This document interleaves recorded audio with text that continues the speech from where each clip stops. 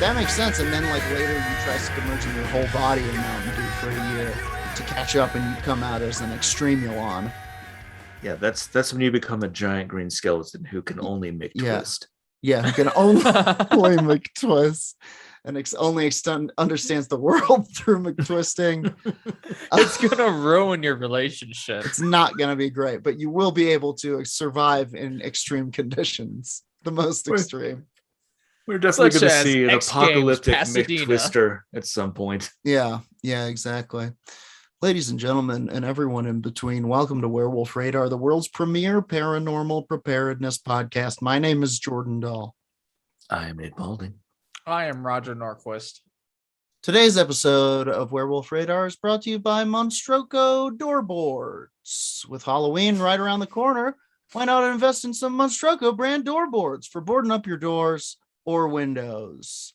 Zombie tested, survivor approved, not for use with vampires or ant people. Doorboards from Monstroco. What the fuck? Now you're probably wondering, why are these boards better for boarding up your doors than regular old door boards? Yes. Garlic infused. Oh. Silver threading. And each one of these door boards is blessed by the ghost of Larry Flint. The pornographer. The pornographer. Yeah. The heaviest All board right. that America has seen. Mm-hmm. He fought for America's freedom. Period. Yeah, that's it. That's the end of the sentence. Larry Flint is an American hero. He fought for Americans' freedom to look right at Orify. Right down the barrel. Oh, God. You know, Hustler was the magazine that as a child was just too much porn for me. This was just entirely too much porn. Hustler was the one that was just like, all of them. Stare down the penis. Look at it. Yeah. Look at it while it looks at you. You think you like sex, kid? Well, this is what it's gonna be. If one porn ruined what sex was to me, it was the Hustler. The Hustler. And then I learned that sex can be very loving as well, but Hustler didn't tell me. Mm-hmm. Yeah, it could be like a club or a club international. Hey, Hustler wasn't about that. Hustler wasn't about feelings. It was about cold, throbbing facts. It did have some weirdly hard-hitting exposés. It was really more of a medical journal than anything. The cold throb of teenage sin. Anyway, we're Werewolf Radar, the paranormal podcast I can't pronounce. And we're starting over. Porno normal. It's who knows? It's Halloween's on the air. You know, there's a horny wind blowing. People are thinking about their sexy costumes. How can I be a sexier Cheshire cat than the current one, you know? That is fair. Can we coin the term horny ween? Or has that been done? That's for sure a porn has that to will have further ruin any shred of hope you had for intimacy. Can I go first, guys? I promise it's not porn related. Oh, for sure. So I've been watching a lot of porn. I've been watching a lot of the paranormal horror styled films of the horror genre. Okay. Films that might be called special effects tour de forces. Oh, French films. Other films that might be called pieces of crap. And I've watched a lot of them, and I recently found myself watching the new Conjuring. Are you familiar with the Conjuring series? Yes. That's the one with Annabelle? Mm-hmm. She's in the Conjuring U. Okay, and the nuns in there. La Llorona might be in there too. There's like 5 movies that almost have nothing at all to do with. Wait, is there a Conjuring cinematic universe? Oh yeah. Yes. Oh yes. Absolutely. Nice. Okay, tell me more. Tell me more. So in the new Conjuring, it's called The Conjuring. The Devil Made Me Do It, and which is a hell of a mouthful for a title for a film. First of all, have you guys seen The Conjuring? The Devil Made Me Do It. I don't know. Have you seen F9, the Fast Saga? I haven't. I prefer science, hard science, Yeah, F9 like is The more of a soft Conjuring. science movie. like a car in space. Yes. So in this new one, there's a grisly crime takes place, and a fella says that he didn't do it. He says that the devil got into him and deviled him up, and he was ensorcelled, and some sort of malevolent force caused him to do the deed that he did. Sure. And like all of the other Conjuring movies, this one says at the top, based on a true story. Sure. So I went digging, because basically what happens is they call in the Warrens, and the Warrens, or a cinematic version thereof, advise on this person's legal counsel to plead insanity by reason of demonic possession. And that's the part that it is based on a real story.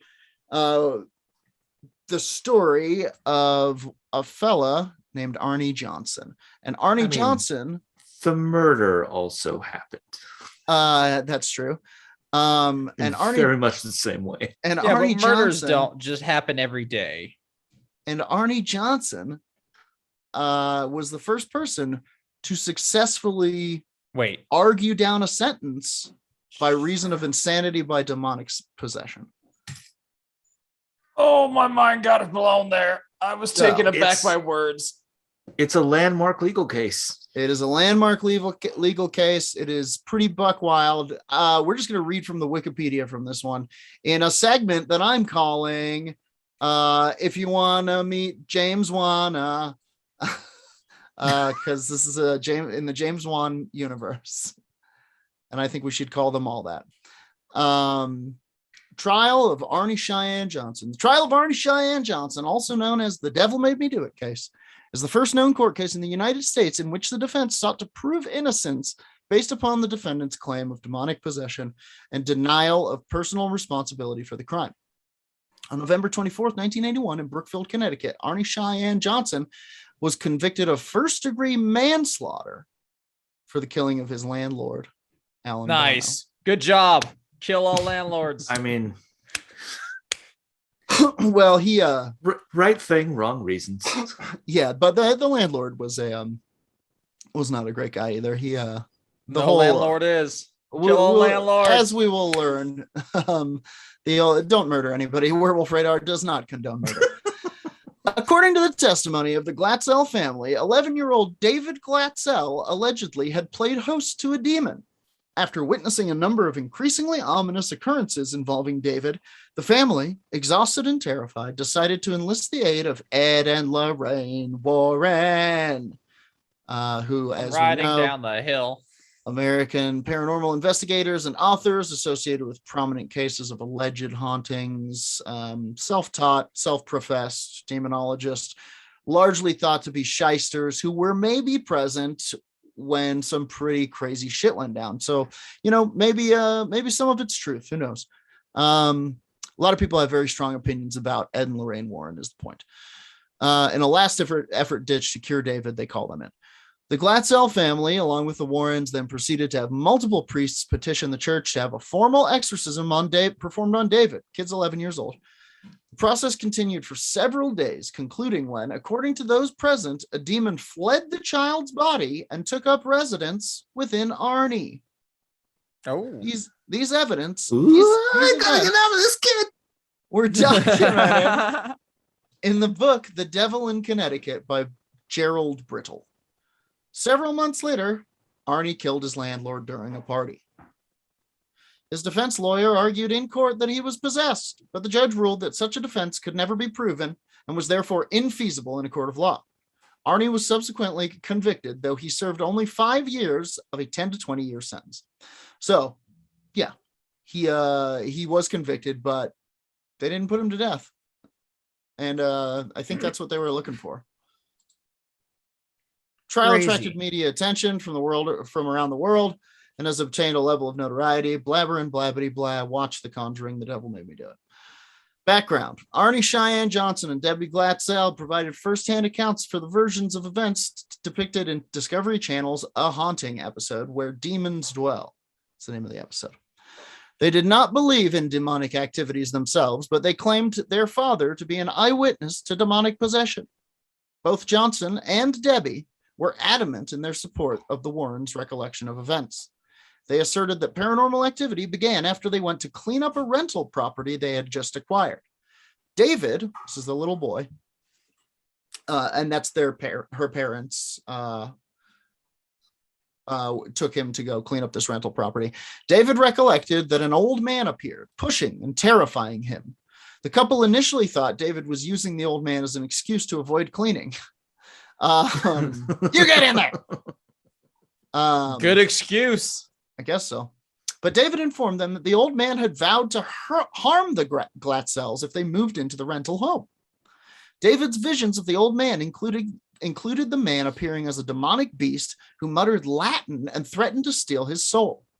Although the family... an old guy with a lien on his house, and the bank was like, no, you can take it. Just sweep out the guy. Although the family alleged, and they were just like, send David in there. He'll get him out of there. Kid's annoying. Threatened to steal his soul. Although the family allegedly heard strange noises coming from the attic, no one but David ever witnessed the old man. After David experienced night terrors, exhibited strange behavior, and obtained unexplainable scratches and bruises, the family called upon the services of a Catholic priest, who attempted to bless the home. The terrified family concluded that the house was evil and would no longer continue to rent it. David's visions worsened, occurring in the daytime as well. 12 days after the original incident, the family summoned the self-proclaimed demonologists Ed and Lorraine Warren to assist. Lorraine allegedly witnessed a black mist materialize next to David, an apparent indication of malevolent presence. Debbie and her mother told the Warrens they had seen David being beaten and choked by invisible hands, and that red marks had appeared on his neck afterward. David had started to growl, hiss, speak in otherworldly voices, and recite passages from the Bible or Paradise Lost. Wow. Nice. Dude, I love it when the demons recites fucking John Milton. The Glatzels recounted how each night a family member would remain awake with David as he suffered through spasms and convulsions. After receiving a prognosis of multiple possessions from the Warrens, David was subjected to 3 lesser exorcisms, quote unquote. Lorraine asserts that David levitated, ceased breathing for a time, and even demonstrated the supernatural ability of precognition, specifically in relation to the manslaughter Johnson would later commit. In October 1980, the Warrens contacted Brookfield police to warn them that the situation was becoming dangerous. According to eyewitness testimony, Arne Johnson coerced one of the demons, purportedly within David, to possess him while participating in David's exorcisms. It is here that a haunting veers away from the circumstances of Johnson's possession as described by those involved. According to the show, a few days after Johnson egged the demon on during the exorcism, he was attacked rather viciously by the demon, which allegedly took control of his car and forced it into a tree. Fortunately, it sounds like this demon might have been booze. It always kind of sounds like that. After this incident, Johnson returned to the rental property to examine an old well that supposedly housed the demon. Oh, geez. Oh, demon crash. I'm going to be late for that old haunted well. Jeez. In both the dramatized version and his personal account, Johnson recollects that this was his final encounter with the demon while completely lucid. After encountering the demon at the well and making eye contact with it, he became possessed. Of course, you'd never want to make eye contact with a demon. That's what he claims happens. He claims that this is no longer from the movie. This is what this guy claimed in court happened to him. Yeah. Well, I mean, he did attempt to be possessed. Mm-hmm. In theory. Yeah, I think he did that thing where he invited something in thinking he was Big Brave Boy. I mean, I'm pretty sure they even at some point he talks about basically saying, "Get out of him, come into me." Yeah. I mean, that is during the exorcism. That is kind of a like a protection instinct that a lot of people have. Like, why are you picking on this kid? And it is fucked up, you know. And it's like, why not pick on someone your own size? But I don't think this guy was their own size, so to speak. So blobber and blobbity blah, lesser exorcisms. After this incident, Johnson returned to the rental property and inspect the well where he becomes possessed. The Warrens claim to have warned him not to do this, although their warning was not mentioned in a haunting. As David's condition worsened further, Debbie and Johnson, who had been living in her mother's home, decided it was time to move. Debbie was hired by Alan Bono, a new resident in Brookfield, as a dog groomer. Debbie and Johnson began renting an apartment close to her place of employment. After moving in, Johnson started to exhibit odd behavior that was strikingly similar to David's, causing Debbie to fear that he had become possessed as well. According to Debbie, Johnson would fall into trance-like states wherein he would growl and hallucinate, but later have no memory of it. Nice. The killing. On February 16th, 1981, Johnson called in sick to his job at Wright Tree Service and joined Debbie at the kennel where she worked, along with his sister Wanda and Debbie's 9-year-old cousin Mary. Bono, the couple's landlord and Debbie's employer at the kennel, bought the group lunch at a local bar and proceeded to drink heavily. Bono's getting plastered. After lunch, the group returned to the kennel. Debbie then took the girls to get pizza, but insisted they return quickly, anticipating trouble. When they returned, Bono, intoxicated at this point, became agitated. Everyone left the room at Debbie's urging, except Bono, who seized Mary and refused to let go. So he's attacking this guy's wife. Johnson headed back to the apartment and ordered Bono to release Mary. Wanda recounted the following events to the police. Mary ran for the car as Debbie attempted to mitigate the situation by standing between the two men. Wanda tried in vain to pull Johnson away. Johnson, growling like an animal, then drew a 5-inch, 13 centimeters for our friends across the pond, pocket knife and stabbed Bono repeatedly. Bono died several hours later. According to Johnson's lawyer, Bono had suffered 4 or 5 tremendous wounds, mostly to his chest, and one that stretched from his stomach to the base of his heart. Johnson was discovered 2 miles from the site of the killing and was held at the Bridgeport Correctional Center on a bail of $125,000. This was the first unlawful killing in the history of Brookfield, Connecticut. That's crazy. That last fact you just told me. Yeah. It's insane. No one had been killed there. Well, okay, maybe they've only been lawfully killed. Mm-hmm. No, it's insane that this is the first murder of substance, and it is also one of a demon possession. Yeah. Well, it's a big one. Yeah. Media reaction and legal proceedings. The day after the killing, Lorraine Warren informed the Brookfield police that Johnson was possessed when the crime was committed. Media blitz soon surrounded the story, fueled in part by the Warrens. They called it the Demon Murder Trial. It was all over TV. Martin Manella, Johnson's lawyer, received calls from all over the world about what was being called the Demon Murder Trial. Manella traveled to England to meet with lawyers who had been involved in 2 similar cases, though neither went to trial. He planned to fly in exorcism specialists from Europe and threatened to subpoena priests who oversaw David Glatzel's exorcisms if they did not cooperate with defense. This is such a wild, color spray of, I don't know what to do. Totally. We'll start subpoenaing priests. Yeah. Well, 1981. What else do we do, Nate? October 28th, 1981, Manella attempted to submit a plea of not guilty by virtue of possession. Presiding Judge Robert Callahan of Callahan Auto Parts promptly rejected this defense. Nice distance, Tommy. Callahan argued that no such defense could ever exist in a court of law due to lack of evidence, and that it would be considered irrelative and unscientific to allow related testimony. The defense chose to imply that Johnson acted in self-defense. Because of this, the jury was not legally allowed to consider demonic possession as a viable explanation for the killing. Jury deliberated for 15 hours over 3 days before convicting Johnson on November 24th, 1981 of first-degree manslaughter, of which he served 5 years in jail. So, they weren't allowed to consider the demonic possession, but I mean, they threw it out there. It's a tough story to forget. I'll say that much. It's a kitchen sink sort of defense, but this is what 2-3 years out of the height of the satanic panic. Yeah. Mm-hmm. And definitely contributed to everyone going completely insane. For sure. Pretty wild story though. I didn't know that it was a thing that went to court, was in the news, etc. So check it out. Watch that new Conjuring movie, if only to see the fucking crazy layer of spooky bullshit icing they put on top of this story.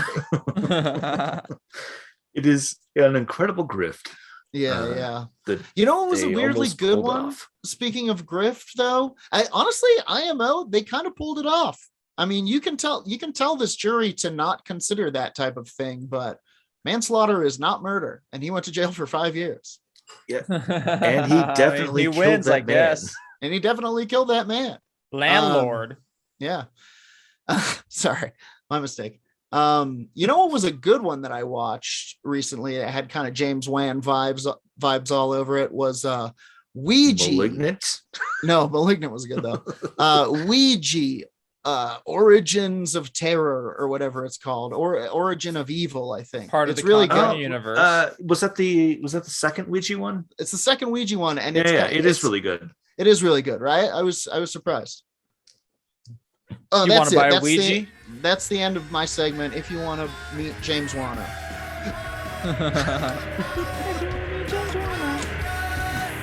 Nate, I have a list of one. I think you have a list of one too. Mine's